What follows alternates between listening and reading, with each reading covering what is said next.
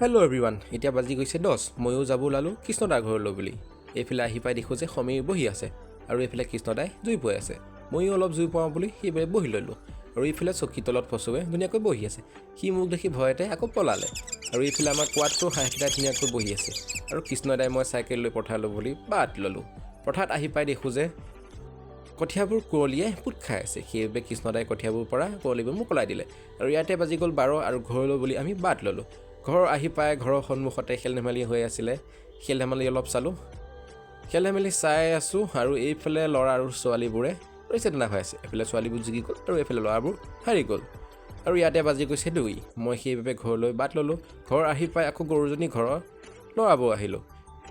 গৰুজনী লৰাই কৈ আৰু ঘৰৰ ফিচাৰীটো পাৰতে সোমালোঁ। ইয়াতে আৰু ছাগলী পোৱালিকেইটা আৰু ছাগলীজনী ধুনীয়াকৈ ঘাঁহ খাই আছে। সেইবাবে ছাগলী পোৱালিকেইটাৰ লগতে মই অলপ সময় কটালোঁ। সিহঁতৰ লগতে অলপ ধেমালি ধুমুলা কৰি আকৌ ঘৰলৈ মই বাট ল'লোঁ।